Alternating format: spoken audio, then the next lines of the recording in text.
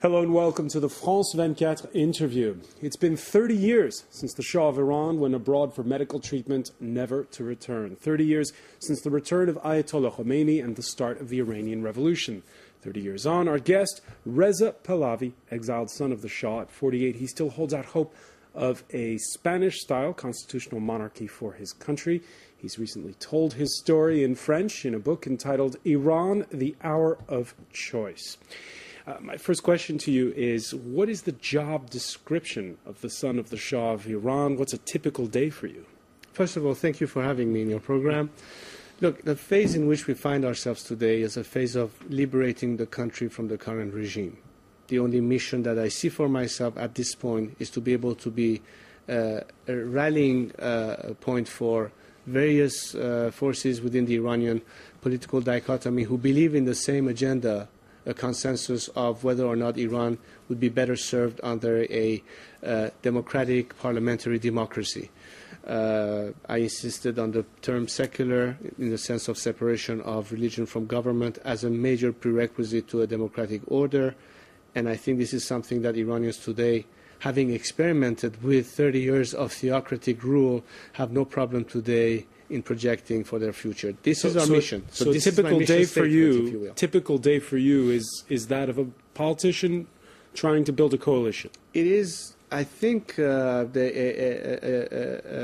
leading a fight to liberate the country. It is more of a freedom fighter, if we would call it like that, as opposed to a classic politician. This is not a matter of management or governance. It's a message of, trying to rally the troops in terms of a campaign of civil disobedience.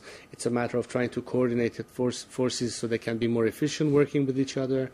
Is to be, on the one part, a spokesperson on their behalf towards the international community to bring their messages to the world community, which is what I'm expected to do, among other things. It's hard to put one specific task. It's a little bit of all of this combined. And as you justly point out in your book, half of Iran's population today is under the age of 30. Do they remember your father? Do they know who you are? Actually, the more people inside Iran think in terms of what is the ultimate problem, they are forced to search and dig even deeper as to what happened to us.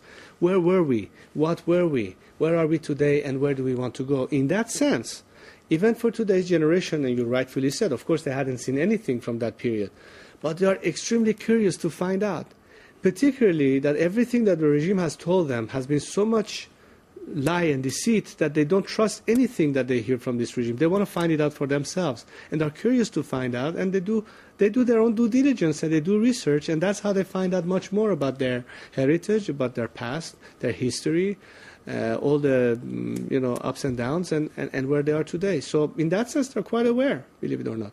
Okay. Our guest today on the France 24 interview is Reza Pahlavi, the son of the last Shah of Iran. It's 30 years after the Iranian Revolution. You were away at the Air Force Academy in the U.S. When your father had to leave Iran. We're going to look at images here, and I believe you'll see them now on our screens here, of your father leaving leaving to go to Cairo. Do you remember looking at those images where you were at the time exactly, and what those images mean to you today? Well, yes, I believe, and of course, back then, these were mostly films that were taken that were rebroadcasted later. I didn't see it in live, but of course, shortly thereafter. So you were in Colorado at the time? Actually, I was in Reese Air Force Base at the time in Texas, in Lubbock, Texas. And I rejoined shortly thereafter my parents, who by then were in Morocco, in Marrakesh, in January of 1979. And what was really following thereafter, especially after Khomeini returned to Iran, all the scenes where we saw people who were executed by the regime, the revolutionary government having taken power, people fleeing the country, a massive exodus that took place shortly thereafter. It was really a series of tragic occurrences that plunged our country from that point on to a complete reversal of direction as where it was headed, and regressed ever since. Have you seen those pictures so many times that when you see them now, it doesn't stir you, or what does it conjure for you? In the sense of pure emotions, it always stirs you, and I think there's some kind of association of so many pictures of executed military officers, government officials, what have you, that is connected to that return. I don't think I'm the only one with that feeling. I think millions of Iranians who saw and witnessed those events perhaps have the same reaction every time they see that. But it has become embedded in our long-term memory, so to speak. It is distant from where we are today. I think today the focus is returning towards where do we want to go from here. At least that's where my focus is. I think today's generation is looking at things in terms of where we are now and where we want to go. So these images serves in some cases as a good reminder of what happened, the tragedy that ensued, and which direction we need to go. It may be in some way for some, including myself, it could even be an element that kicks back into that gear of, that is unacceptable. We have to think differently. So a short while thereafter, the Iran-Iraq war, you volunteer to serve in the Air Force. The Iranian regime never answers your offer. Now Iran is at loggerheads with the West, and over its nuclear ambitions and the uranium enrichment. You wrote in your book, this time if Iran's attacked, its regime alone will assume that responsibility. I have sent a letter quite a while ago to the, it was a statement that I made concerning directly Mr.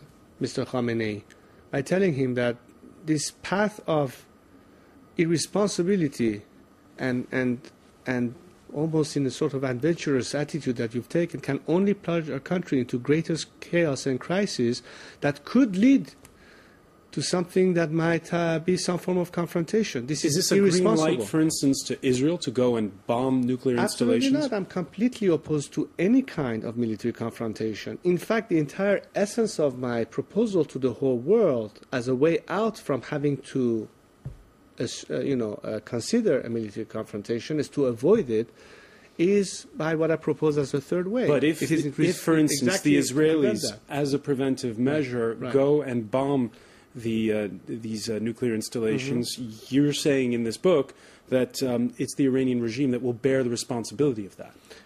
In part, but it will also benefit from that attack because it could ask for nothing more than add more fuel to the fire and use it in turn from its own propaganda and its means of retaliation.